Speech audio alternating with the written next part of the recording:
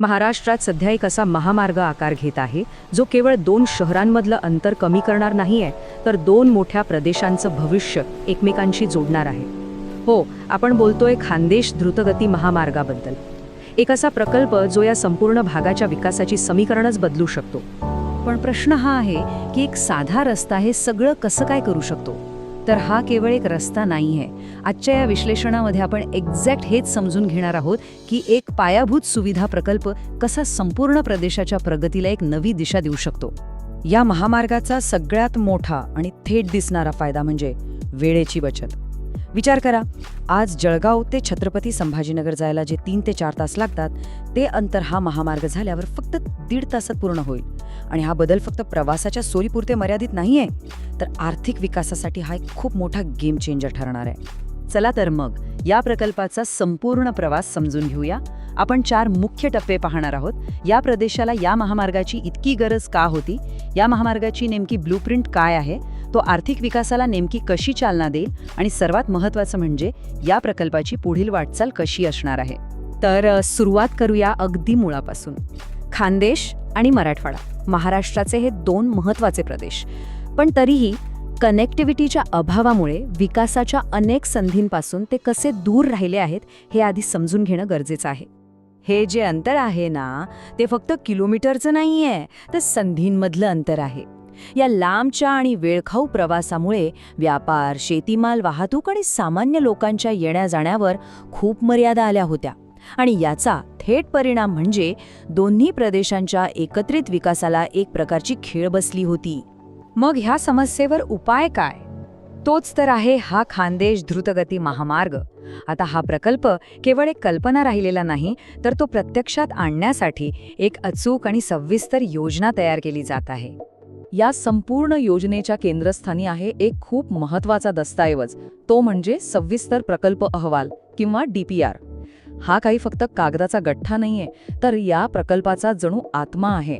महामार्ग नक्की कुठून जाईल, त्याची रचना कशी असेल आणि त्यासाठी लागणाऱ्या जमिनीची प्रक्रिया कशी असेल, हे सगळं याच अहवालातून निश्चित होतं. आता बघा, याची जागा किती विचारपूर्वक निवडली आहे. या महामार्गाची सुरुवात नशिराबाद जवळून प्रस्तावित आहे, जिथून तो थेट राष्ट्रीय महामार्ग क्रमांक 6ला जोडला जाईल. याचा अर्थ गुजरात, मध्य प्रदेश आणि विदर्भ या 3 महत्त्वाच्या प्रदेशांशी थेट आणि वेगवान कनेक्टिव्हिटी मिळणार आहे. अर्थात एवढा मोठा प्रकल्प एका दिवसात उभा राहत नाही. त्याची एक ठरलेली प्रक्रिया असते. आधी DPRला अंतिम मंजुरी मिळेल, मग सरकारकडून निधी आणि इतर परवानग्या मिळवल्या जातील. त्यानंतर भूसंपादन हा एक अत्यंत महत्त्वाचा टप्पा पार पडेल आणि मगच प्रत्यक्ष बांधकामाला सुरुवात होईल. चला आता या प्रकल्पाच्या सगळ्यात महत्त्वाच्या भागाकडे वळूया. तो म्हणजे याचा आपल्या अर्थव्यवस्थेवर काय परिणाम होणार आहे. हा महामार्ग वेगवेगळ्या क्षेत्रांसाठी विकासाचं इंजिन कसा ठरणार आहे याचं विश्लेषण करूया. हा महामार्ग फक्त एक वाहतुकीची धमनी नसेल, तर एकात्मिक विकासाचं केंद्र बनेल. याचा थेट फायदा कृषी, उद्योग, लॉजिस्टिक्स, फूड प्रोसेसिंग आणि पर्यटन अशा अनेक महत्त्वाच्या क्षेत्रांना मिळणार आहे. यातून एक पूर्णपणे नवीन आर्थिक परिसंस्था उभी राहू शकते. आणि यातही विशेषतः कृषी क्षेत्रावर लक्ष केंद्रित करूया. खान्देश हा कृषीप्रधान भाग आहे. या द्रुतगती महामार्गामुळे जळगाव जिल्ह्यातल्या शेतकऱ्यांना त्यांची केळी, कापूस, सोयाबीन आणि मका यांसारखी पिकं मोठ्या बाजारपेठांमध्ये खूप जलद आणि कमी खर्चात पोहोचवता येतील. ठीक आहे, योजना उत्तम आहे, फायदेही मोठे आहेत, पण पुढचं काय? भविष्यात काय आव्हानं आहेत आणि ही वाटचाल कशी असेल हे पाहणंही महत्त्वाचं आहे. यात महत्त्वाचे टप्पे, भूसंपादनासारखी आव्हानं आणि या प्रकल्पाशी जोडलेल्या प्रत्येक घटकाचा विचार करावा लागेल. या प्रकल्पाची पुढची वाटचाल एका अंदाजित वेळेनुसार आखण्यात आली आहे. एकदा DPR फायनल झाला की निधी आणि इतर परवानग्या मिळतील.